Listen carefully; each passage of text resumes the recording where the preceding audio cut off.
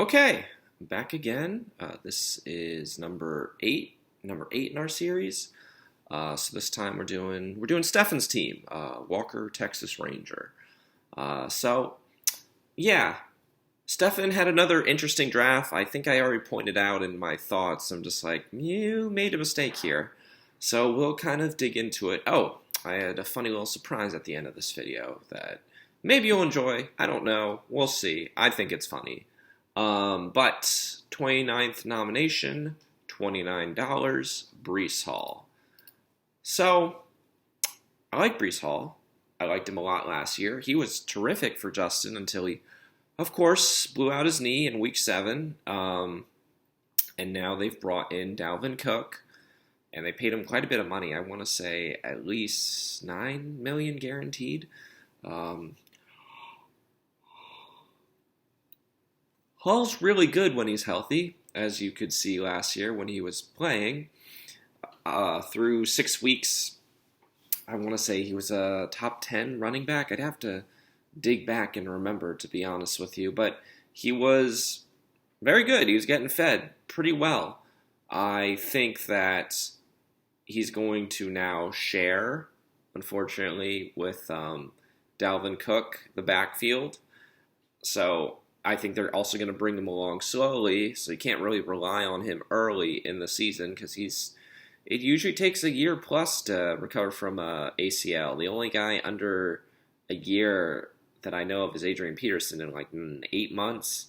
So yeah, Hall tore his in like week 7, so we're talking like mid-October, late October. It's the start of the season's at the beginning of September, so like 11 months. I mean, it's doable, but I just don't think he's totally healthy yet. I think he'll be good. I think if Cook wasn't there and he was the bell cow, he would be borderline top 10 running back. But since Dalvin Cook is there and he's going to be sharing that, I think he's probably like mid-tier. I think you paid what he's worth, like $29 for him. He's better than some of the other guys that are going around him, just because of the upside. I would say if, as of right now, I probably have him as a player around what Khalil Herbert is for Sarah.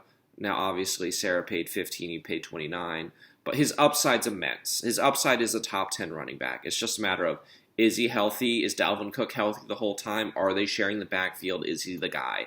So questions we don't know the answer to. But I think Breece Hall is a terrific talent.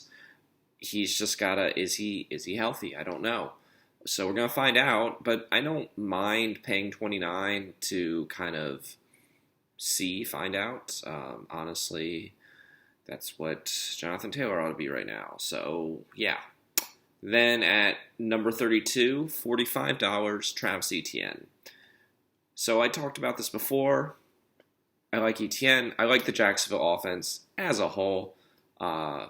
Trevor Lawrence, obviously. The offensive line's not very good, so that's a rub. But Doug Peterson's the head coach. Trevor Lawrence is the quarterback. Calvin Ridley's there. We got Christian Kirk still there. And Etienne's the running back. So, I mean, Tank Bigsby's there now. You draft him later, so we'll talk about that.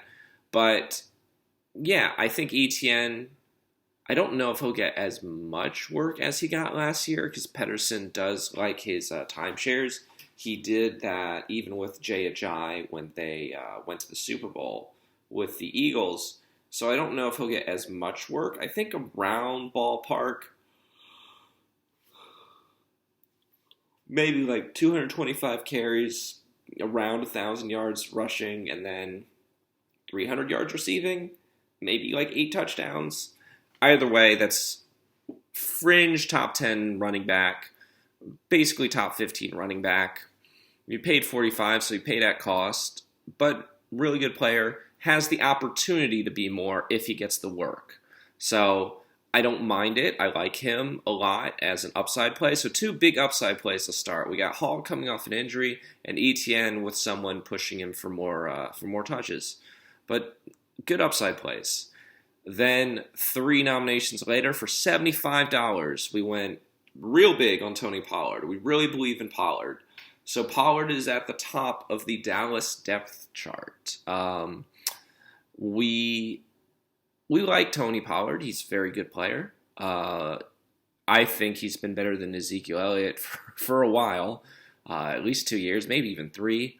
Yeah, Elliott's just been not very good. And last year, Pollard didn't even break 200 carries, and he broke 1,000 yards, and he almost had like 40 receptions. He's just absurdly efficient, absurdly efficient.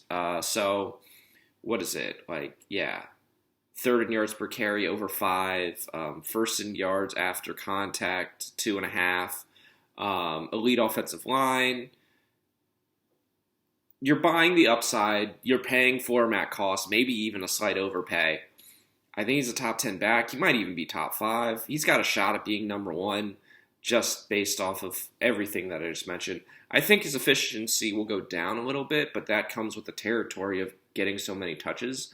So can he handle the workload? I mean, he broke his leg in the playoffs. He seems to be healthy from that.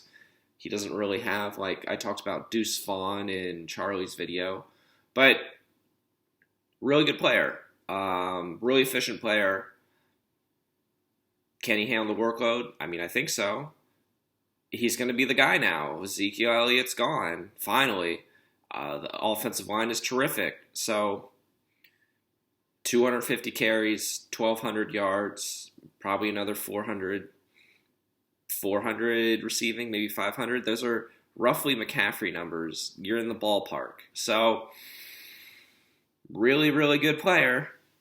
He's just got to show me. He's never done it before, which is why usually you would find him in most drafts like taken in the mid-second round. But you paid for him at cost. I mean, there were quite a few players in the 70s. I mean, what is it? Yeah, McCaffrey went for 80. But yeah, Eckler went for like 77. Bijan went for 73. Nick Chubb went for 74. Like, there were quite a few guys, like Josh Jacobs went for 69. Jamar Chase went for 69. Like, just a bunch of players who went for, like, real high. Derrick Henry went for 77. Yeah, so, I mean, you had to jump it. Saquon Barkley went for 68. So, yeah, you went for it, and your guy was Pollard, and I don't disagree with that. I think he's a great breakout candidate. It's just a matter of we haven't seen it before, but I don't think it's a bad bet to bet on him to do it because all of the things, all of the efficiency, all of the offensive line play, all of the coaches speak even from McCarthy wanting to run the ball more, everything screams breakout. So I don't disagree with the taking the roll of the dice on him. I don't disagree with paying him $75. I think, again, you paid for him at cost, but I don't mind it. I think Pollard's a very good upside play. So 3 really, really fun upside plays, and we've spent quite a bit of money, quite a bit of change. So roughly, how much is this basically total? So a shade, like I want to say like $1 under 150 or so. So we've spent quite a bit of our budget on these 3. So how did we kind of supplement it? So Amari Cooper for 17, very good for Andre the last couple of years. That's Andre's guy. You paid for him, again, at cost, but he was the star last year. Target share 26%, 9 touchdowns, 1,100 yards, 15 end zone targets. He was a top 10 receiver. And that was with Watson out for 11 games. So I think I don't want to shoot for him to have as high an upside because, to be honest, I think with Elijah Moore there, I think Moore will steal some of the shine. But if Watson takes the next step or he's back to his MVP ways, then Cooper will be his guy, kind of like DeAndre Hopkins was back in time for the Texans. However, I say all of that.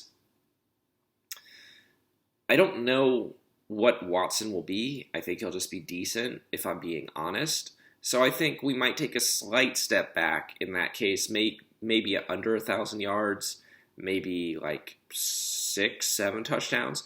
Basically, he's like a top 25 receiver, borderline on the line of like top 20. So yeah, getting a number 2 receiver for 17, what is this? Yeah, $17. And that's really good. We need a budget guy. We already got 3 really incredible running backs, so we got to get somebody at receiver. So we did that. 97, as I said before, with Dak Prescott, and I think with Charlie with Watson. I was chumming the waters. So another chum the waters, kind of throw a guy out there. Kirk Cousins, $3. I mean, Kirk Cousins has been a top 12 quarterback for 7 of the last 8 years. He averages, honestly, around top 8. So, is that great? For $3, it's pretty good. Especially considering how pass-happy Minnesota is. So, Justin Jefferson, Jordan Addison now we've drafted. We have TJ Hawkinson, KJ Osborne, Dalvin Cook is gone. This is a passing offense. This is what this is now. So I don't think Kirk is the most amazing player, but I think he's a good fantasy player. He is a solidly top 10 quarterback. He's better than Watson, I think, will be. I think he's better than Dak Prescott, who is the same price. I think he's probably better than Aaron Rodgers right now because you can at least bet on him giving you good production. So I like it. I think that's a good cost, good savings for you. You need a cheap quarterback, and you got one. So good on you. Nomination 106, $7, Christian Kirk. Kirk was excellent for Eileen. He came out of nowhere. He was basically a top 15 receiver all of last year, and we'd never seen that before. He had over 1,100 yards, 8 touchdowns, just incredible season. However, Calvin Ridley's now there. You also have Zay Jones there. Evan Ingram is back. Travis Etienne, who you already drafted, is also there, and that's where we're going to kind of start going into, that's kind of weird. I think Kirk will not have as good a season as he had last year, given all of the things going on around him, but I think he ought to get like 70 receptions, maybe like 800 yards and 6 touchdowns, which makes him like a top 30-ish receiver, so he's startable. However, that's funny. We already drafted Travis Etienne, and now we have Christian Kirk. I don't know why we did that. Why did we do that? You know they play on the same team. You know there were other players on the board that you could have taken. Like, I don't know, Terry McLaurin went literally 3 nominations earlier for $1 less. We could have done that. We could have taken a Michael Thomas. I mean, later on, as I mentioned in Patrick's video, there was a Jacoby Myers, Odell Beckham Jr., there was a Marquise Brown went for $3. We could have taken a DJ Chark on Ryan's team. There were like quite a few. Brian Robinson went for $4 a little bit later. I'm not really sure why we chose a guy on the same team as one of our starting running backs. So, and I bring that up specifically now because on the 110th nomination, we spent another $7, this time on Brandon Cooks, who plays for the Cowboys. So, do I like Brandon Cooks? I mean, I drafted him last year. I wasn't very pleased. He eventually, was okay, but he wasn't great. He did not, I mean, people were talking about him. It was like, oh, look how many years he's had 1,000 yards. Yeah, last year he was the 37th best receiver. He did not crack 700 yards, and he only got 3 touchdowns. I cut him. I gave him till mid-season, and then I cut his butt because I was tired of waiting. It just wasn't happening. Houston was a dumpster fire. I think with CeeDee Lamb there, he'll take some attention, and that'll be good for him. However, I am not a believer in Dak and that passing offense, so I don't think he'll get much. So maybe 800 yards and 5 touchdowns, so kind of like what Kirk did. So a low floor, a flex kind of guy, a low-end wide receiver 3, so a little less than Kirk. However, Brandon Cooks plays on the Cowboys. You know who else plays on the Cowboys? Tony Pollard. You know who is on your team? Tony Pollard. So why is it that our number 2 receiver and our number 3 receiver play on the same teams as our number 1 running back and our number 2 running back? That is not good. That is basically like you're killing yourself. You're just, if Tony Pollard has a big day, then Brandon Cooks probably doesn't have a big day. If Christian Kirk has a big day, then Travis Etienne doesn't have a big day, or vice versa. So like you're just like, I don't like stacking receivers, and I'm okay with quarterbacks and receivers. I don't like stacking running backs and quarterbacks. I don't like stacking running backs and receivers, because if a running back is scoring, then the wide receiver isn't. If a quarterback to receiver is scoring, then the running back isn't, and vice versa. So I just went over this in Charlie's, because Charlie has 3 Chiefs that are starting in Mahomes, Kelsey, and McKinnon, and now you got a double stack on 2 running backs with 2 receivers, and I don't know why you did it. There were other deals to be had. Maybe you like the players. I mean, I like Kirk. I like Cooks, but there were other values at that position at wide receiver around that time, around like 100 to 115 range. I mean, heck, Elijah Moore went for $2 a little bit later, and he probably would have been a better bet. We could have taken some of the rookies that Justin took, like Jordan Addison. I mean, I like them as starters per se, but I don't like them as starters on your team, because, again, you're just kind of like, it's kind of like shuffling chairs. You're eating yourself. It doesn't make any real sense to have 2 wide receivers and 2 running backs, and one of the running backs is on the same team as the wide receiver, and the other running back's on the same team as the other wide receiver. Like that limits your upside, and that is not good. We do not like that. We are very much pro upside. We do not like. This is almost even like not even a high floor kind of scenario. This is like a low floor, low ceiling kind of scenario. So I'm not sure why you did that. Maybe you weren't paying attention. Maybe you did it on purpose. I do not know. I think it was a mistake. I think you ought to dump the receivers. I think keep the running backs. I think they're tremendous. But you ought to dump both of them, not just one, both. I don't know where you would go with it. You'll have to figure that out. There were any number of guys around then you could have done it for. So, I mean, I'm not really sure why we went this route. I mean, even guys later in the draft, I would have really considered overdoing this. Like, I don't know. It's not great. I'm not happy about it. I don't know. I don't know what you're doing.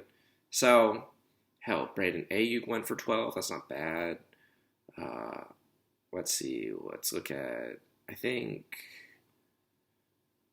there was like Deebo Samuel went for like 16. There was any number of players you could have taken around the same range, around the same price, and for whatever reason, you did this twice. And I don't know why, but it's just kind of eating into your ceiling, and it lowers your floor. And those are both bad things. So I would definitely be on the lookout for a trade, because you definitely don't want that, especially because you have it twice.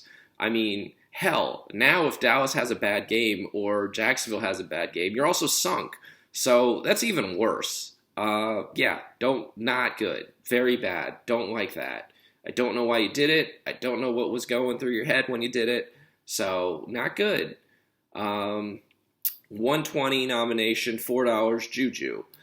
Juju's your guy. I remember that. You and Sarah both love Juju. I've never really liked Juju all that much. He had one big year playing opposite to Antonio Brown for the Steelers, and I'm just like, that's because Antonio Brown's over there. And I always felt that way. I guess in this sense, he's kind of like replacing Jacoby Myers on the Patriots. But, I mean, he wasn't great last year. He was like the 27th best receiver. He had a bunch of single-digit weeks. He was very volatile, and that was in a high passing offense in the Chiefs. I don't really know what the Patriots offense is. I don't even know if he's the number one, because they play such an amoeba offense. So I'll say he has around the same number of catches, around 75. I think he'll get a lot less yards and probably the same amount of touchdowns at like 3. But I mean, the upside's not really there. He's just like a good player, but he's a good player kind of trapped in a low ceiling offense. I guess he's kind of like a flex option. So I guess you could use him as a flex or you could use him as depth. So yeah, at this point, we've already filled quarterback, running back, uh, wide receiver. And I guess this is kind of like your flex if Brees Hall's not healthy, or like we can come back to it because we go over the next guy. But yeah, Juju's all right. I don't mind it for the price. I think he's right around what he's worth. But New England's not great with receivers ever since Edelman essentially retired. There's been like nobody. So yeah, still waiting for a New England like breakout receiver. 142, $3, Samaje P. Ryan. Like it. Like this pick. So he's the handcuff for Javonte Williams. Javonte is coming back from even nastier injury than Brees Hall. He tore his ACL, MCL, LCL. And I mean, they're saying he's healthy. I do not believe it. And even if he is healthy, J.K. Dobbins came back from the same injury, and he was not the same when he came back. It took him a while. It took him over a year to recover from that. And I kind of see Javonte the same way. So, all of that being said, I think Samaje is kind of there to ease the load on him. I think getting out of Cincinnati and now being there with Sean Payton will find a way to use him. And Sean Payton's always been able to use two backs, as you remember with Alvin Kamara and Mark Ingram, famously. So I like this. This is good, especially for the price. I think he's on like the flex radar per se. Especially he's an RB2 if Javonte Williams is out for sure. So for $3, I like the dice roll, especially because I think he's going to see some early play time anyway. Because I don't believe that Javonte Williams is healthy. I don't believe that. They can keep saying it. I don't believe it because that injury's real bad. Like really, really, really hard to come back from. Tearing all 3 of those. So, I'm a fan of this pick. I'm not thinking Sean Payton's telling the full truth about Javonte Williams. Nomination 180, $1, Dalton Kincaid. So, the Bills kind of did what the Lions did, which was, hey, all of the good receivers that we want at the start of the draft are gone. What do? We take a good stud, high-end tight end. Kincaid was really good at Utah last year. He was basically the number 1 option on offense to catch the ball. And he's a pretty good blocker. Not great, though. Pretty good. Not great. But this is a pass-heavy offense. Another offense that's super pass-heavy. So we're talking like Vikings, Chiefs, and then, Bills are pass-heavy. Detroit's pass-heavy. So I think there's a possibility Kincaid becomes the number 2 option in the offense, given that Gabe Davis still hasn't broken out, and last year he was supposed to break out and he didn't. So I'll kind of take the under for now. I'll kind of just say maybe around 500 yards, like 4 touchdowns, because it is the Stephon Diggs show. But maybe he fills the role of Emmanuel Sanders or Cole Beasley, because they're still waiting for that. It's been a couple years now, and we still haven't done it. And it's just the Stephon Diggs show, and they really could use number 2. And if it's not Gabe Davis, why can't it be Kincaid? I don't mind taking a flyer on him because I think the upside is immense, and clearly they believe in him because they trade up to get him. So, $184, $2, Tank Bigsby. I remember this was a snipe from Mac. You got the handcuff for Travis Etienne. Bigsby out of Auburn, decent power. I think Pederson will use him possibly to steal goal line touches away from Etienne, which isn't great, but he will use him somewhat. So I think he'll get probably around 100 carries. It's good to have him though, just because if something happens to Etienne, he will be the guy for sure. And he was a pretty good player in the SEC. He was pretty good at breaking tackles. and he had decent vision, if I remember correctly, at Auburn. So I like it. Breaking case, more than a break in case of glass. He actually has upside as a backup handcuff. So getting him for $2, I like it. I like the pick. Then we took Tank Dell 201 for $1. So Dell is like a big guy from Houston, and now I think, no, yeah. So he's from Houston, and he's going to go play for Houston. Kind of slow, big guy. I think, what is it? He's competing with like Nico Collins is the number one, and then they brought in Robert Woods, who's the number two occasionally, and then John Mechie the third is coming off lymphoma, and he's there too. I don't know. There's a lot of you guys who have like bet on these Texans receivers. I know someone owns Collins, someone owns Mechie, and you own Dell. And there are some people just like, oh, Tank Dell might be like really good. I'm gonna be honest. Houston's a dumpster fire. I don't care about C.J. Stroud. The O-line's no good. So if the O-line's no good, I don't care about the receivers because it's a rookie quarterback. How good can he be getting killed? So I would not take Dell. I would cut him, and we will get somewhere to that end in a minute. But yeah, I only think like he might not even break 30 receptions because first off, there's a pecking order. Second, I think this is a run offense with Dameon Pierce anyway. And third, Stroud's going to get killed if he's trying to throw deep, which is what Dell excels at anyway. I don't know why he's on your team. I would have just dumped him. I know there's some fancy analysts who are just like, oh, Tank Dell, it's got breakout potential. I'm going to just say they're wrong because Houston's offense isn't good. Robbie might be a Texans fan, but if he has to stand behind that offensive line and he gets under 2 seconds to throw the ball, I think he'd tell you that it's not great. The O-line is not great. It's real bad. So, yeah, it doesn't matter how good the receivers are. If the quarterback has no time to throw, the receivers aren't going to get the ball. And that's the short and long of it. I don't want anything on the Houston throwing. Maybe even Pierce. I kind of like Pierce. But even then, the O-line's just atrocious. So I don't agree with investing in anyone with bad O-line. Just, not about it. Not a fan of it. So I guess take him for $1. You could take a shot in the dark, but I wouldn't do it. 211, Romeo Doubs. Doubs has quickly become, like, in the Packers offense, I think he's the number 2. I remember him famously dropping passes. I think he dropped, like, a pass in the end zone for Mac last year, and he ended up losing that matchup, and that was really frustrating. I think Jaden Reed they drafted in the second round. Christian Watson had a breakout. He was in the second round. And if I remember correctly, Doubs was taken in the 4th round last year. So, I don't really know what to make of Jordan Love. I've not ever liked Matt LaFleur. Excuse me. I've not ever liked Matt LaFleur. I don't really know what to make of Love replacing Rodgers. He's not going to be like as throwing as much, but even if he was, I wasn't really a fan of anyone except for Watson in the offense last year, so that's why I never liked Doubs. I think he'll get more touches this year because they have a clear pecking order, which is Watson, Doubs, and maybe Reed. So he'll probably break like 50 catches, but it's not great. I guess we're hoping for like, oh, he might have a second-year wide receiver breakout.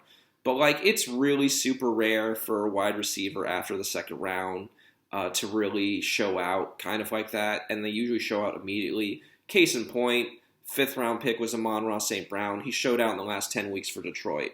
Usually don't see that. You don't see that with guys. Julian Edelman in his second year was a 7th round pick at where was he playing? I forget where he was playing. It wasn't Kennesaw State.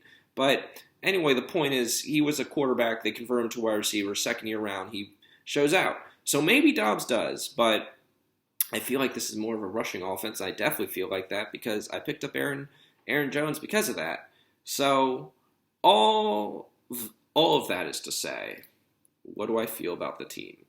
Well, I'm going to show you what I feel about the team, and I'm going to show you right now, and this is why I wanted to film this video now. So, I think, Stefan, you made the same mistake, and the same mistake you made last year, and that mistake is you didn't really back up in your investment. Last year you took David Montgomery, and you let me take Khalil Herbert, and then we kind of had this thing where you didn't want to trade for Herbert the whole year, and so I just had your handcuff, and then Montgomery got hurt, and then you had to go and get Herbert.